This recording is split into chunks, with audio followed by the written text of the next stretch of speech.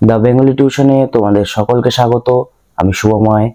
আজ তোমাদের নবম শ্রেণীর অতিরিক্ত যে গদ্য পদ্য রয়েছে, যারা এসএসসি দেবে ভাবছো তাদের জন্য একটি পদ্য আজকে আমি আলোচনা করব। পদ্যটির নাম হলো সাত ভাই চম্পা। এটি বিষ্ণুদের কবিতা। এবার আমরা এই কবিতার আলোচনার পূর্বে প্রথমে বিষ্ণুদের সম্পর্কে সামান্য একটু জেনে নেব, তারপর সাত ভাই চম্পা কবিতা সম্পর্কে সামান্য একটু জেনে নেব, আর তারপর আমরা সাত ভাই চম্পার কিছু এমসিকিউ প্রশ্নোত্তর নিয়ে আলোচনা করে নেব। চলো তাহলে কথা না বাড়িয়ে আমরা বিষ্ণুদের সম্পর্কে সামান্য জেনে নেই। আধুনিক বাংলা কাব্য সাহিত্যের মানে আধুনিক যে সমস্ত কবি রয়েছেন তার মধ্যে সর্বকনিষ্ঠ এবং জনপ্রিয় কবি ছিলেন বিষ্ণু দে। 18ই জুলাই 1930 খ্রিস্টাব্দে কলকাতার পটলডাঙ্গায় তিনি জন্মগ্রহণ করেছিলেন। বিষ্ণুদের ছদ্মনাম ছিল শ্যামল রায় ও বিপ্রদাস মিত্র। অতএব তিনি দুটা ছদ্মনামে অনেক সময় লেখালেখি করতেন। কি বললাম? শ্যামল রায় ও বিপ্রদাস মিত্র। তোমরা অনেকেই মার্ক্সবাদী দর্শন হয়তোবা জেনে থাকবে। মানে এই মার্ক্সবাদী দর্শনের সাথে বিষ্ণুদের অঙ্গাঙ্গিভাবে জড়িত ছিলেন তিনি, অর্থাৎ তিনি মার্ক্সবাদী দর্শনে সম্পূর্ণরূপে বিশ্বাসী ছিলেন। এই বিষ্ণুদে ছিলেন বাংলা কাব্য সাহিত্যের দুর্বোধ্যতম কবি বা বলতে পারো জনপ্রিয় একজন কবি। এছাড়াও বিষ্ণুদেকে আমরা নাগরিক কবি হিসাবেও অনেকে পরিচিত পেয়ে থাকি, মানে বিষ্ণুদের নাগরিক কবি হিসাবে আমরা পরিচয় পেয়ে থাকি। কেউ কেউ মনে করে থাকেন যে বিষ্ণুদে হলেন রবীন্দ্র বিরোধী কবি, কিন্তু আমি বলতে চাই যে বিষ্ণুদে কখনোই রবীন্দ্র বিরোধী ছিলেন না। তিনি রবীন্দ্রনাথকে ভীষণ ভালোবাসতেন এবং রবীন্দ্রনাথকে অনেক শ্রদ্ধাও করতেন। তার কবিতা পড়ে হয়তো তোমার মনে হবে যে রবীন্দ্রনাথকে তিনি বিরোধিতা করছেন, কিন্তু আদতেও তিনি রবীন্দ্রনাথের বিরোধিতা কখনো করেননি। আসলে তিনি রবীন্দ্রনাথের অনুকরণ, মানে তখনকার সমসাময়িক কবিরা রবীন্দ্রনাথকে অনুসরণ করেই অনেক চলছিলেন অনেকে। তো সেই রবীন্দ্রনাথের অনুকরণ থেকে তিনি কিছুটা মুক্তি নিয়েছিলেন ও রবীন্দ্রনাথের পুনরাবৃত্তি কমাতেই তিনি বাংলা কবিতাকে মুক্তিদান করেছিলেন। যেহেতু তিনি ছিলেন নাগরিক কবি, আমরা প্রথমেই বলেছি তিনি নাগরিক কবি হিসাবে পরিচিত ছিলেন, আর যেহেতু তিনি ছিলেন নাগরিক কবি তাই তিনি তার কবিতায় প্রেমের তীব্র আবেগকে অসাধারণভাবে ফুটিয়ে তুলতে পেরেছিলেন। তিনি মূলত মানুষের সংগ্রামী ভূমিকার মধ্য দিয়েই কবিতা লিখেছিলেন। তার মানে তার কবিতায় মানুষেরা সংগ্রামী ভূমিকার মাধ্যমেই ফুটে এসেছিল বারবার। তার উল্লেখযোগ্য কয়েকটি কাব্যগ্রন্থ কাব্য কবিতা হলো চোরাবালি, সাত ভাই চম্পা, পূর্ব লেখ, সন্দীপের চর, নাম রেখেছি, কোমল গান্ধার প্রভৃতি উল্লেখযোগ্য। স্মৃতি সত্তা ভবিষ্যৎ যে কাব্যগ্রন্থটি রয়েছে সেই কাব্যগ্রন্থটির জন্য এই বিষ্ণুদে জ্ঞানপীঠ পুরস্কার পেয়েছিলেন। আমাদের আলোচ্য এই সাত ভাই চম্পা যে কবিতাটি রয়েছে সেই সাত ভাই চম্পা কবিতাটি আমাদের সাত ভাই চম্পা নামক কাব্যগ্রন্থ থেকে গৃহীত হয়েছিল। এই সাত ভাই চম্পা যে কাব্যগ্রন্থটি রয়েছে এই কাব্যগ্রন্থটির প্রকাশনা হয়েছিল 1945 খ্রিস্টাব্দে। এই সাত ভাই চম্পা যে কবিতাটি রয়েছে এই সাত ভাই চম্পা কবিতাটিতে আমরা দেখতে পাই পরাধীন দেশের স্বাধীনতার একটি কামনা, সাম্যবাদী ভাবনা, শোষণের হাত থেকে মুক্তির কামনা। এই বিষয়গুলি মূলত এই কবিতায় খুব সুন্দরভাবে আমরা ফুটে উঠতে দেখি। কবি মূলত এই কবিতায় দেখাতে চেয়েছেন বা দেখিয়েছেন আমাদের রূপকথার যে সাত ভাই চম্পা রয়েছে সেই সাত ভাই চম্পা যেন ফুল হয়ে আমাদের সামনে ফুটে উঠেছিল। আর বিষ্ণুদে সেই রূপকথার সাত ভাই চম্পা যে ফুল হয়ে উঠেছিল বা সাত ভাই চম্পার যে ছেলেরা রয়েছে সেই সাত ভাই চম্পার ছেলেদের আমাদের বাংলাদেশের বা বলতে পারো বাংলার যে নবযুবকরা যারা একদম ইয়ং ছেলে মেয়ে তাদের মধ্যে এই 7 ভাই চম্পাকে তিনি খুঁজে পেয়েছিলেন। যে ছেলের দল দেশমাতৃকার মুক্তির জন্য নিজেদের বিসর্জন দিতে পর্যন্ত পিছপা হয়নি, তারা নিজেদের আত্মবলিদান দেওয়ার জন্য প্রস্তুত, তবুও তারা দেশকে স্বাধীন করেই ছাড়বে। বাংলা মায়ের এই সমস্ত ছেলেরা তাদের অসহ্য এই যন্ত্রণাকে বুকের মধ্যে চেপে ধরে রেখেছে অনেক দিন ধরে। তারা খুব ভালোভাবেই জানে চম্পা আমাদের মধ্যেই রয়েছে, অর্থাৎ চম্পা আমাদের মধ্যেই লুকিয়ে রয়েছে। সেই চম্পাকে জাগিয়ে তোলার জন্য আমাদের বাংলার ছেলেরা সমস্ত বাধাকে অতিক্রম করতে প্রস্তুত।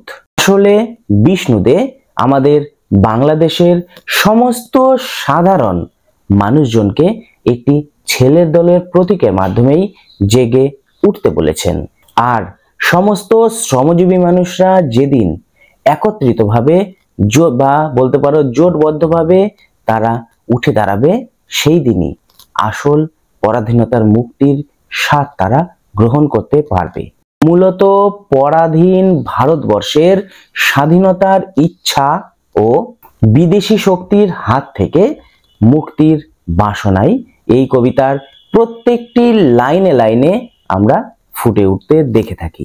মূলত কবি এই কবিতায় সকলকে একত্রিতভাবে গণজাগরিত হতে বলেছেন।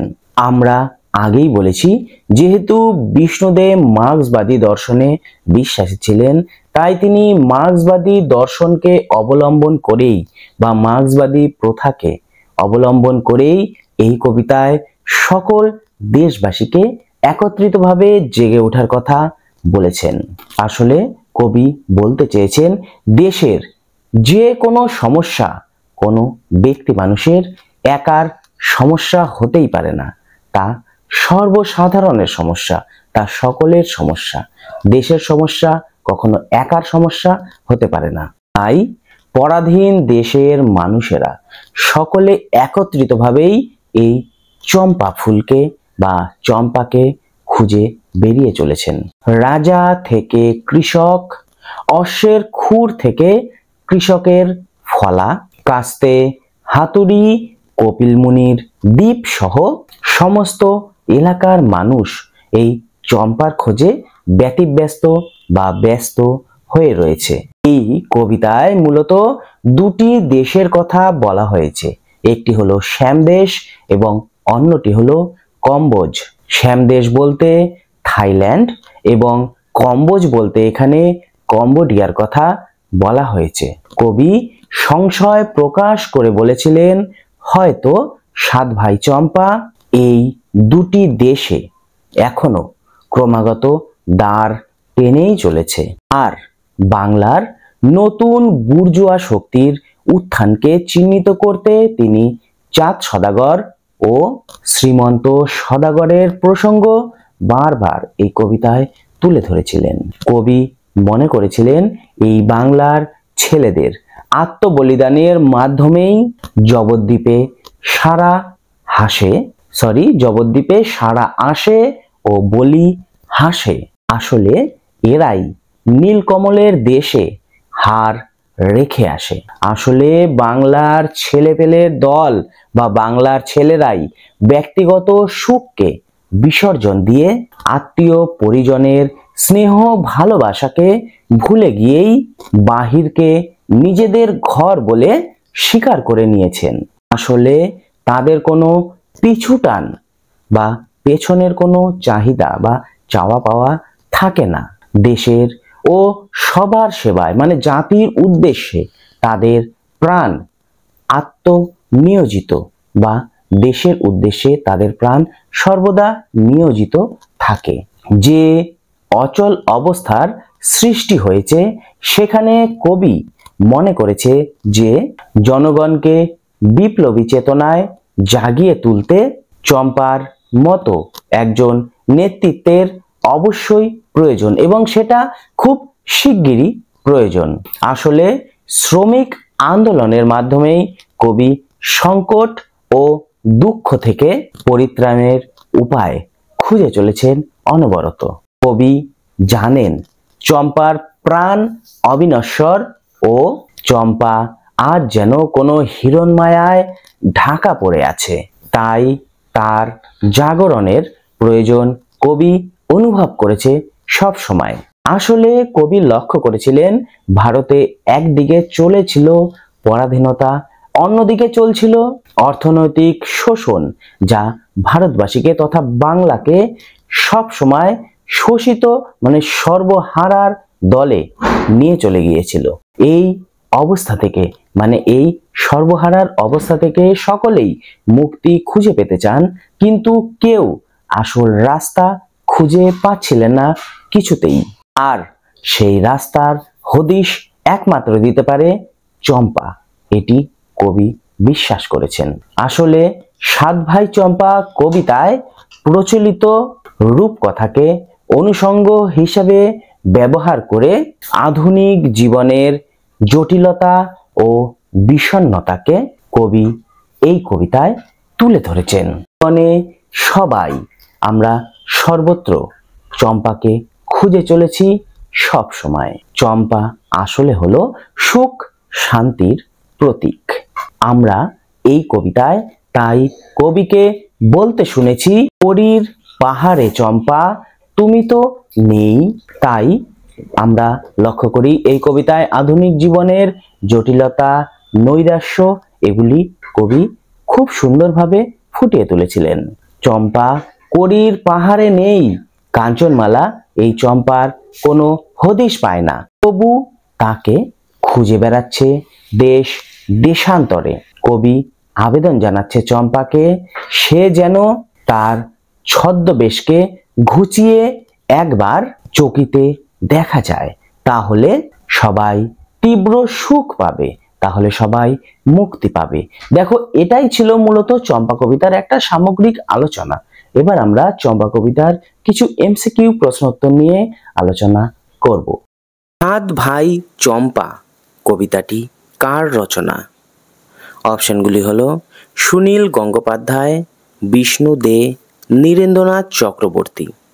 সঠিক উত্তর বিষ্ণু দে। তোমার মায়ার অন্ত নেই কার কথা বলা হয়েছে? অপশনগুলি হলো কপিল মুনি, রাজকুমার, চম্পা। সঠিক উত্তর চম্পা। চম্পা কখন জাগবে ড্যাশ মেলে, শূন্যস্থানে কি বসবে? অপশনগুলি হলো নয়ন, পাপড়ি, ডানা। সঠিক উত্তর নয়ন।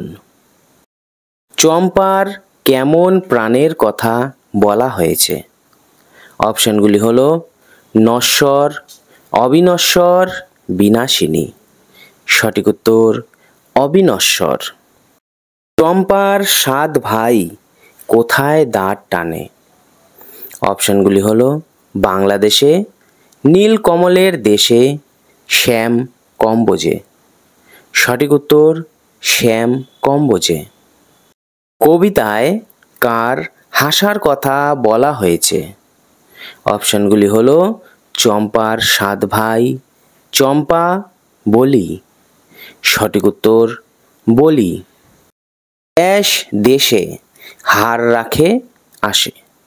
অপশনগুলি হলো মায়াবী দেশে, কলিঙ্গ দেশে, নীলকমল দেশে। সঠিক উত্তর নীলকমল দেশে। চম্পাকে কার দ্বীপে খোঁজার কথা বলা হয়েছে? অপশনগুলি হলো কপিল মুনির দ্বীপে, মঙ্গোলিয়া দ্বীপে, কলিঙ্গ দ্বীপে। সঠিক উত্তর কপিল মুনির দ্বীপে। সাত ভাই চম্পা কোন গানের কথা বলা হয়েছে?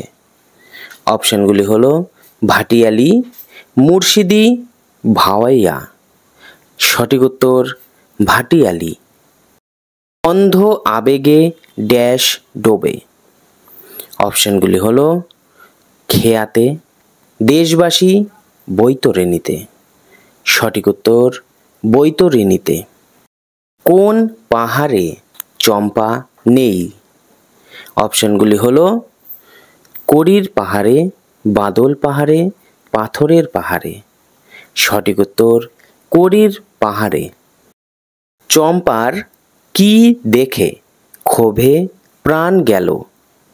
অপশনগুলি হলো গর্জন দেখে, বাহুর নির্দেশ দেখে, চক্ষুর নির্দেশ দেখে। সঠিক উত্তর বাহুর নির্দেশ দেখে। কে কত সমুদ্র নদী পার হয়? অপশনগুলি হলো চম্পা, কপিল মুনি, রাজকুমার। সঠিক উত্তর রাজকুমার। তোমারই ড্যাশ মায়ার লোভে শূন্যস্থানে কি বসবে? অপশনগুলি হলো কোমল, পারুল, ভালোবাসা। সঠিক উত্তর পারুল। এ চম্পার খেই জানে না? অপশনগুলি হলো কাঞ্চনমালা, জনগণ, সাত ভাই। সঠিক উত্তর কাঞ্চনমালা। ড্যাশ দেশে দীপঙ্করের শিখা?